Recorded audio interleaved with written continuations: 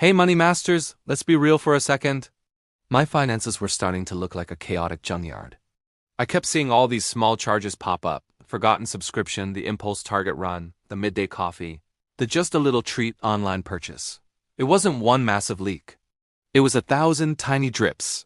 I had a clear goal. I wanted to kickstart my emergency fund and reset my brain's impulse buying wiring. So I decided to do the ultimate financial detox, the no-spend month challenge. For 30 days, I committed to only spending money on true essentials. And the result? Not only did I save a ridiculous amount of money, and I'm going to reveal the exact number later, but I completely changed my relationship with my wallet. In this video, I'm walking you through everything: the preparation, which is my 3-step strategy to succeed before day one even starts; the rules, defining what was essential and what was absolutely forbidden; the execution, where I'll share my top 5 survival hacks for beating temptation; and of course, the results, what I saved and what I learned that will save you money forever. Let's get into the financial cold shower. A no-spend month isn't about willpower alone. It's about preparation. You have to win the battle before it starts. Here are the 3 critical steps I took. First, you have to find your why and set a concrete goal. Just saying you want to save money is too vague. My fix was setting a hyper-specific goal: save $1,200 to fully fund the first tier of my emergency fund. I made a physical tracker and even wrote that number on my bathroom mirror. When I was tempted to buy something, I'd look at that number. My tip for you is to pinpoint what you're saving for: a trip, paying off a debt, an investment. Make it a real, exciting number. Next, you have to define the rules.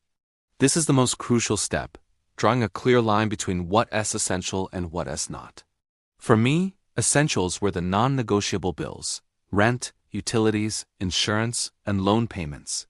Groceries were allowed, but with a strict budget and meal plan. More on that in a minute. Gas for work was okay, and so were replacements for absolute necessities like toothpaste, but only when the old one was completely gone. The forbidden list was much longer: no coffee shops, no takeout, no dining out. No new clothes, books, decor, or anything from Amazon. No new subscriptions or entertainment like movies or concerts. And no hobby supplies. I had to use what I already owned. My one loophole was a friend's birthday dinner that I paid for upfront before the month started, budgeting $50 for it. You have to be realistic, not punitive. The final prep step was doing an inventory and stock up. I spent a weekend going through my pantry, freezer, and bathroom drawers to use up what I already had. I built a meal plan around the forgotten pasta, the frozen chicken, and the 2 bags of rice I already owned. This severely cut my initial grocery bill. I also lined up all my half-used shampoos and lotions and vowed to finish them before buying a single new item. Okay, day 1 hits, and suddenly the urge to buy a new lamp is overwhelming. Here's what kept me from cracking. My first survival hack was the freezer and pantry challenge. The easiest way to overspend is on food when you're hungry. So my solution was to plan every single meal for the week using my existing ingredients. Sunday became a cooking marathon. I'd make a big batch of chili, portion out salads, and even bake a loaf of homemade bread. This not only saved money, but also drastically cut down on food waste. Hack number 2: the digital detox. This is non-negotiable. I realized 90% of my impulse spending came from my phone. So I took action. I mass unsubscribed from all retail and sale emails. I deleted all my shopping apps: Amazon, Target, you name it. And I removed all my credit card information from my phone's autofill. Adding that friction of having to physically get my wallet was usually enough to kill the impulse.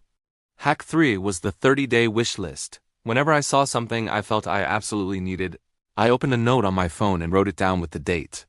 The rule was, I was forbidden from looking at this list until day 31. This simple act acknowledges the want without fulfilling it, giving the rational part of my brain time to kick in. Hack 4. The free fund focus. I didn't become a hermit, but I did a complete 180 on my social spending. Instead of expensive brunch or bar nights, my friends and I started doing library dates, long hikes, and potluck game nights where everyone brought a dish. We made great memories without breaking the bank. And my final hack was the daily check-in and grace rule. I tracked my spending every single night. Even on zero-spend days, I logged a $0 to keep the streak alive. And I had a grace rule. I accepted that a true emergency, like a flat tire, could happen. The goal is mindful spending, not perfection. If you slip up, Don't spiral, and quit, just start fresh the next day. So the big question, was all that self-control worth it? The answer is a resounding yes. Let's break it down. In a typical month, I'd spend about $350 on dining out. During the challenge, it was just the $50 I prepaid. That's $300 saved. My grocery bill went from $450 down to $280. That is another $170. Impulse buys and retail, which were usually around $200. 0. Coffee shops and lunches out? I went from $120 to 0, and my entertainment budget of $75, also 0. Drumroll, please. By cutting out all these discretionary categories and tightening my grocery budget, I officially saved a total of $865 in 30 days. That money went straight into my emergency fund, helping me crush my $1,200 goal in just under 2 months. But there were unexpected savings too. I finally did a subscription audit and cut 3 services I'd forgotten about, saving an extra $22 every single month. By using my rewards credit card for essentials and paying it off immediately, I earned nearly $40 in cash back. And the biggest surprise? The time I gained. I saved hours I used to spend scrolling online, which I reinvested into reading, exercising, and working on a side project. But honestly, the greatest takeaway wasn't the $865, it was the insight. A no-spend month is a financial diagnostic tool. It shows you exactly where your money leaks are and which luxuries actually matter to you. I kept 3 major habits after the challenge ended. First, I created a new essential budget. I realized my old grocery budget of $450 was just a habit. I can comfortably live on $300 a month. That's a permanent savings of $150 every single month from now on. Second, I embraced the impulse pause. I now automatically use the 30-day wish list for any non-essential purchase over $30. And you know what? 90% of the time, when I revisit the list a week later, I just delete the item. The impulse has passed. And third, I started valuing my time over convenience. I learned to genuinely enjoy making my own coffee and preparing my lunches. That $5 coffee was just about convenience, not a superior product. Now, before buying convenience, I ask myself, is this worth X hours of my time at work?